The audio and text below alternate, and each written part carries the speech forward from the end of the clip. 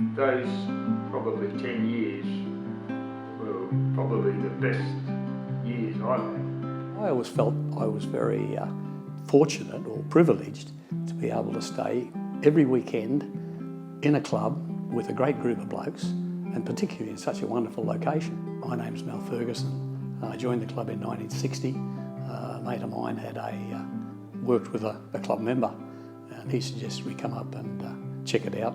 So we did. We came up, loved it, and I've been here ever since. I was elected as the very first president in 1980 of the Junior Surf Club, and from there on we had to start from scratch. We had nothing. We didn't have a nickel, no money in the bank, nothing, and we had to start the club, which we did. My wife Maria and my sister Carol sat for nights and nights and nights and hand sewed all the little nipper caps we needed. They made them up. We then had to get on to someone to screen print the shirts, and we got the emblem, and we did, which is on the shield here. We've got the shield here from the original shield, and the emblem's on there, the North Caloundra nippers, and the girls did it, and they worked their butts off. We originally had 35 members came down and started the club. By the end of the season, I think we had something like about 85.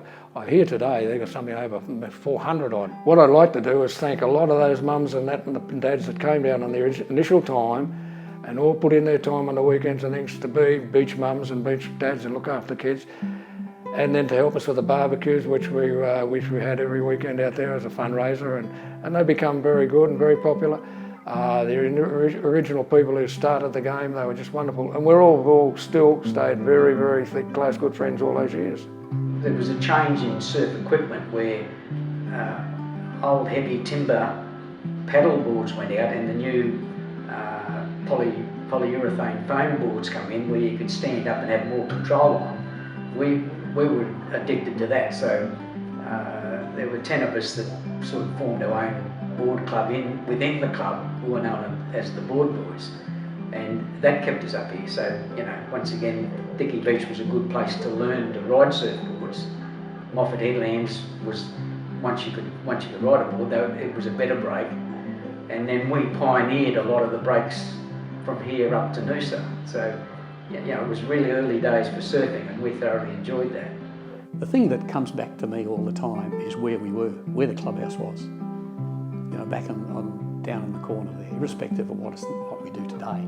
That was such a marvellous location, and we could you know, do anything down there, because in those days we used to initiate people. You know, when they got their bronze, everyone was initiated. Which I don't think happened today because it's highly illegal and you couldn't do it.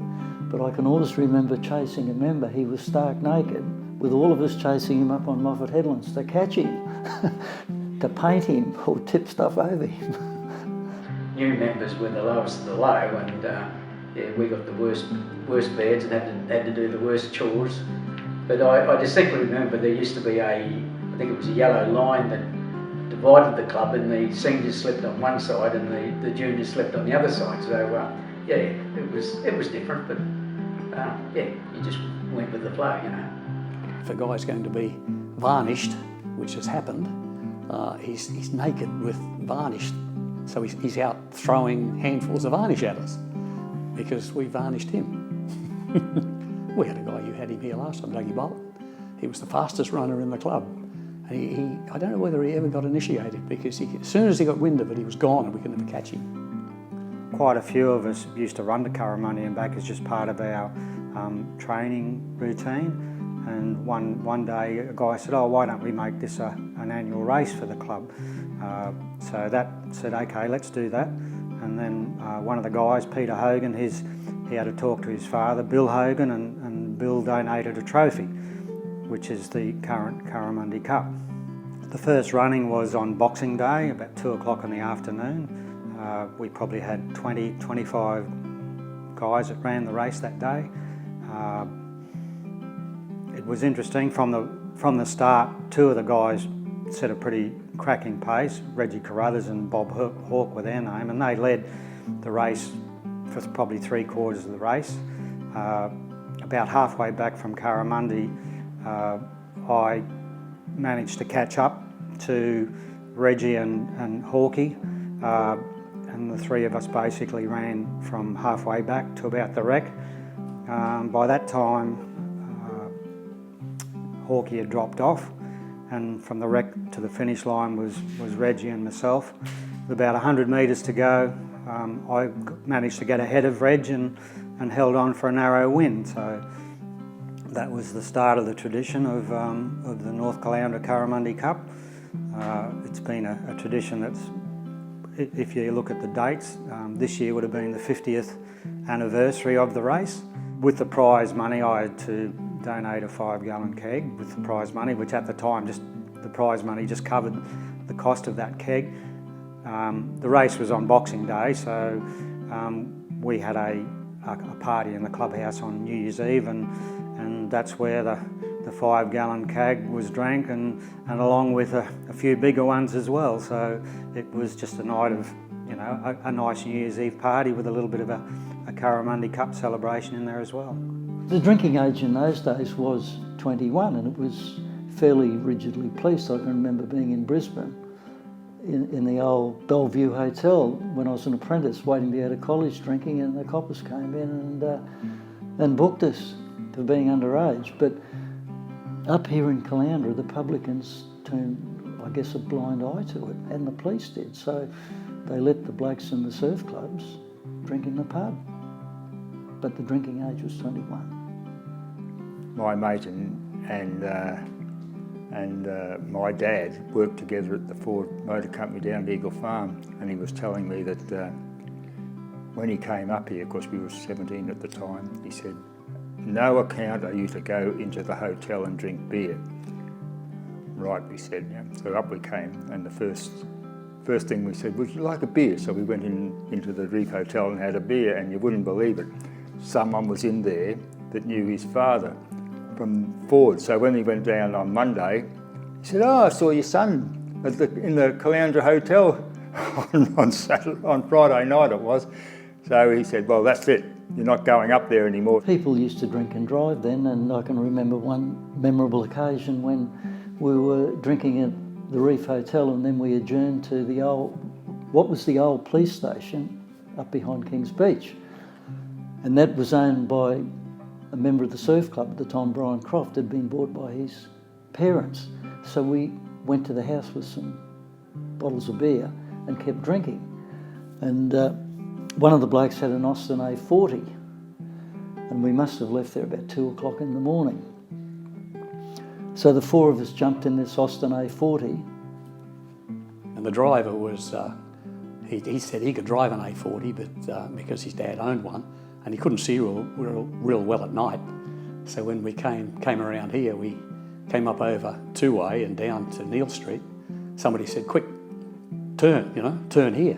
He was going too fast, so he decided to turn the corner. So over it went and ended up in the fork of a tree in someone's yard. And I can remember it because I had a bottle of beer in my hand, and I ended up sitting inside the hood, upside down still with a bottle of beer. Through a fence, demolished the fence, and the car ended up on its side. And fortunately, the guys that were on the high side were able to get out by standing on the guys that were on the low side.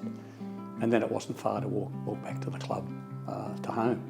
And the thing I can always remember well is in the morning, wake up in the morning, and I woke up, and I remember it well because President Kennedy was shot that day, and it came over on the news.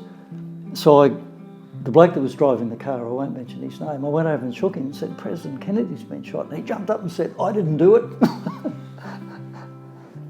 There was a few of us played for West's Football Club, and we decided to come up after football one day. And one of the boys lived up here. I'll tell his name, Vincey Perkins. He just lived across the road here, and we came up here and we were having a few beers in the Pearl Hotel, and 10 o'clock came and Vince said, "Oh, we'll go round to the pitches." So he said, "Yeah, well, that's a good idea, so we'll sneak in after intervals." So we came round after intervals, snuck in there, and we're sitting down the front. Anyway, they saw us, of course, as they usually do, and threw us out. So Vince says, "Don't worry, we'll get back in. I know the girl in the ticket office." So he goes in and he's chatting away. He said, "Now, while I'm chatting away with you, pinch a few tickets." So we pinched a few tickets and paid went back in and sat down again. Well, the girl must have counted up her tickets and found that she was short, so she went and told the manager, and next minute there's lights all flashing around the theatre again, so we got thrown out again, and it was quite funny. So anyway, next morning, Sergeant Woodrop, the police sergeant up here, came round, and we said, oh, now we're in big trouble. He said, so he called us in, and he said, right, he said, this is what I could have you up for. He said, underage drinking, drink driving, breaking, entering and stealing, creating a disturbance inside a public place, creating a disturbance outside on the footpath, you know. And we went, oh God, you know, what if our parents are going to say we could go to jail for this? Anyway, he said, look, all I want you to do is to go round and apologise to the girl in the ticket office and put in a public apology in the local paper. So that's what we did. So we went round there and apologised to her. And I suppose if you go back through the archives of the Caloundra Post or whatever it is, you'd probably find our apology there as well. There's a group that still sort of stay in contact pretty well back from those days. It was a situation where a lot of the guys played rugby league during the winter and were surf club members in the summer. So quite a few of us that were in the club at the time would play in the same football team back in Brisbane over the winter. So there was a long camaraderie period in that over those years. It was being part of a club, being part of a group, and it was great. No doubt things have changed. It was totally different then in 1960 to what it is now. But I still remember all the times, all the great times and the funny times. That type of friendship just lasts forever, so even though 50 years later on, we just walk in and we're just there, you know.